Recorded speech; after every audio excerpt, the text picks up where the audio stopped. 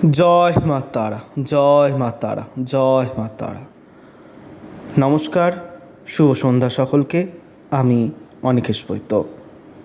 আজ আপনাদেরকে এই কালীকথায় যে গল্প বলতে চলেছি, সেই গল্পটির শুনবার আগে আপনারা প্লিজ আমার ইউটিউব চ্যানেলটি সাবস্ক্রাইব করুন, বেল আইকনটি ক্লিক করুন ও লাইক, কমেন্ট এবং প্রচুর প্রচুর পরিমাণে শেয়ার করতে ভুলবেন না কিন্তু। আজকে যে ব্রতকথা বলতে চলেছি, সেই ব্রতকথাটির নাম হলো বড়লক্ষ্মী ব্রতকথা। বড়লক্ষ্মীর ব্রতের সাথে যুক্ত আছে চারুমতি নামে এক গরিব দুঃখী মেয়ের কাহিনী। স্কন্দ পুরাণের মতে দেবী পার্বতী মহাদেবের কাছে যখন বড়লক্ষ্মীর ব্রতকথা শুনতে চাইলেন, তখন মহাদেব দুঃখী চারুমতির কথায় মাকে শুনিয়েছিলেন। আসলে ভগবানের মাহাত্ম্য জুড়ে থাকে ভক্তের জীবনের কাহিনীর সঙ্গেই। মহাদেব বললেন, প্রাচীনকালে মগধ দেশের কুন্তিন্য নগরে বাস করতেন এক ধর্মপরায়ণ নারী, চারুমতি। অত্যন্ত গরিব ছিল তারা। চারুমতি ছিলেন অত্যন্ত পতিব্রতা, শান্ত, দয়ালু এবং লক্ষ্মী দেবীর একনিষ্ঠ ভক্ত। স্বামী, শ্বশুর, শাশুড়ি এবং পরিবারের সকলের সেবা করেই তিনি জীবন কাটাতেন। নিজের জন্য একবারও কিছু চাননি। একদিন রাতে চারুমতি স্বপ্নে দেখা পেলেন এক অপরূপ সুন্দরী দেবীর। তার মুখমণ্ডল পূর্ণিমার চাঁদের মতন উজ্জ্বল ছিল, শরীর অলঙ্কারে সুশোভিত এবং চারিদিকে অপূর্ব জ্যোতি বিচ্ছুরিত হচ্ছিল। দেবী মধুর কণ্ঠে চারুমতিকে বললেন, আমি লক্ষ্মী, আমি বড়লক্ষ্মী নামে পরিচিত। যে নারী শ্রাবণ মাসের শুক্লপক্ষের শুক্রবার ভক্তি ও নিয়মের সঙ্গে আমার ব্রত পালন করে, আমি তাকে বর প্রদান করব। আমি তোমার প্রতি সন্তুষ্ট চারুমতি। শ্রাবণ পূর্ণিমার আগে শুক্রবারের বড়লক্ষ্মী রূপে আমার পুজো করো। তুমি যা চাইবে তাই পাবে। দেবী আরও বললেন, এই ব্রত কেবল নিজের জন্য নয় গা, স্বামী, সন্তান, পরিবার ও সংসারের মঙ্গলের কামনাতেই পালন করা হয়। স্বপ্ন ভেঙে যাওয়ার পর চারুমতি অত্যন্ত আনন্দিত হলেন। চারুমতি স্বপ্নের আনন্দে কাঁপতে কাঁপতে জেগে উঠল। সে এই দিব্য দর্শন নিজের মধ্যে সীমাবদ্ধ রাখল না। সে তার শহরের নারীদের কাছে গিয়ে তাদের সব কিছু বলল। নির্ধারিত শুক্রবারে তারা ভোরবেলা স্নান করল, নিজের ঘর বাড়ি পরিষ্কার করল, একটি মণ্ডপ তৈরি করল। সেখানে একটি কলস বা ঘটি স্থাপন করে তার মধ্যে পবিত্র জল অর্থাৎ গঙ্গার জল, ধান, মুদ্রা প্রভৃতি রাখলেন।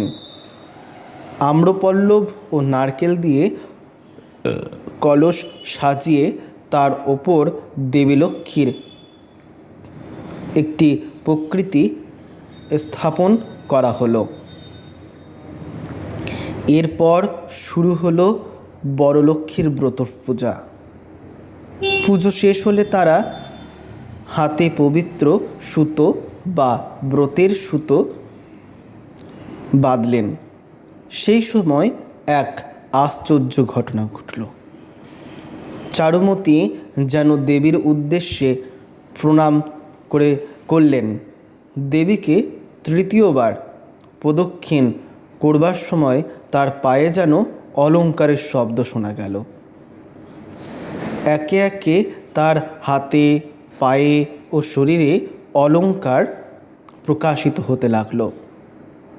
তার সঙ্গে যে নারীরা ব্রত পালন করেছিলেন তাদেরও একইভাবে অলঙ্কার লাভ হলো।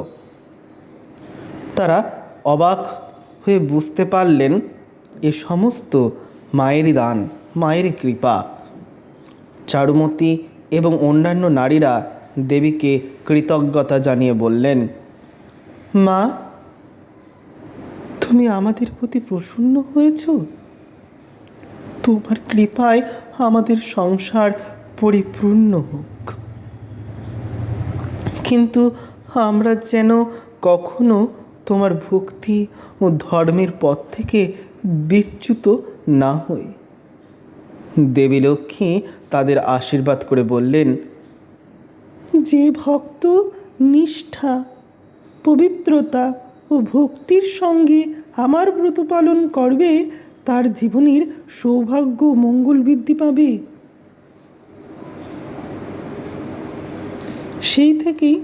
সেই থেকেই বড়লক্ষ্মী ব্রত বিশেষভাবে বিবাহিত নারীদের মধ্যে প্রচলিত হয়। দক্ষিণ ভারতে এই ব্রত বিশেষ জনপ্রিয় হলেও লক্ষ্মীদেবীর উপাসনায় এই রূপ ভারতের বিভিন্ন অঞ্চলে এবং বঙ্গে মায়ের ভক্তরা শ্রদ্ধার সাথে ব্রত পালন করে থাকে। বড়লক্ষ্মী ব্রতের আধ্যাত্মিক অর্থ, মানে এই ব্রত কেন পালন করছি তার মানেটাই কি, সেটাই কাহিনীতে। এখানে গৃহস্থের সোনা ও সম্পদ লাভের কথা বলা হলেও এখানে বর অর্থাৎ কেবল অর্থ বা সম্পদ নয়, বড়লক্ষ্মী হলেন এমন এক লক্ষ্মী যিনি ভক্তদের জীবনের প্রয়োজনীয় মঙ্গল, সৌভাগ্য, শান্তি, সমৃদ্ধি, স্বাস্থ্য ও পারিবারিক কল্যাণ প্রদান করেন। আমার জন্য যা মঙ্গল দেবী তাই দান করবেন আমায়। আমার যা প্রিয় তা নয়, বরং আমার যা শ্রেয় তাই বর দান করবেন দেবী বড়লক্ষ্মী।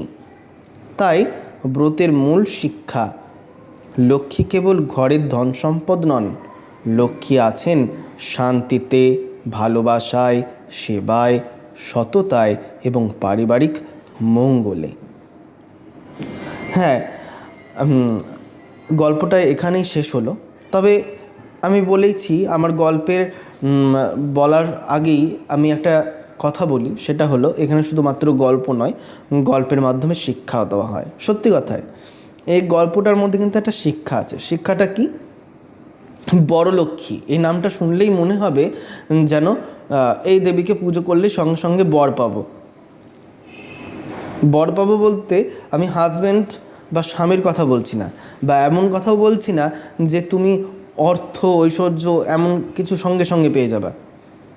বড়লক্ষ্মীর মানেই হচ্ছে তুমি যদি শান্ত স্বভাবের হও, মানে একটি মেয়ে তার চারিত্রিক গঠন বা রূপ কিরম হতে পারে সেটাই এখানে মা বলছেন, যে শান্ত স্বভাবের হয় এবং ভালোবাসায়, সেবায়, সততায় ও পারিবারিক দিক দিয়ে যে ভালো,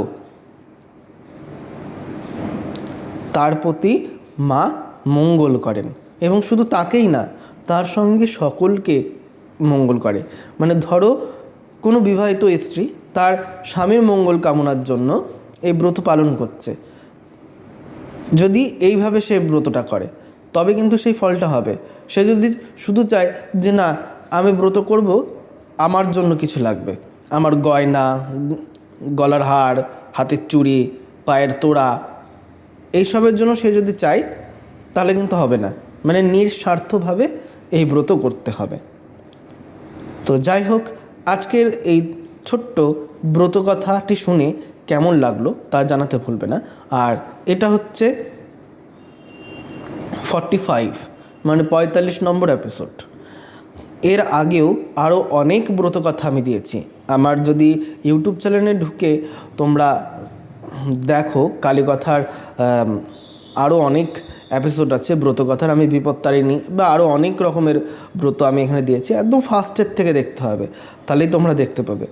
তো যাই হোক, কেমন লাগলো ব্রতকথা শুনে তা জানাতে ভুলবে না। জানাতে হলে প্লিজ আমার ইউটিউব চ্যানেলটি সাবস্ক্রাইব করুন, বেল আইকনটি ক্লিক করুন ও লাইক, কমেন্ট এবং প্রচুর প্রচুর পরিমাণে শেয়ার করে দিতেও ভুলবেন না। জয় মা তারা, জয় মা তারা, জয় মা তারা। শুভ সন্ধ্যা। সকলে ভালো থেকো এবং সকলকে ভালো রাখার চেষ্টা করো। জয় মা তারা।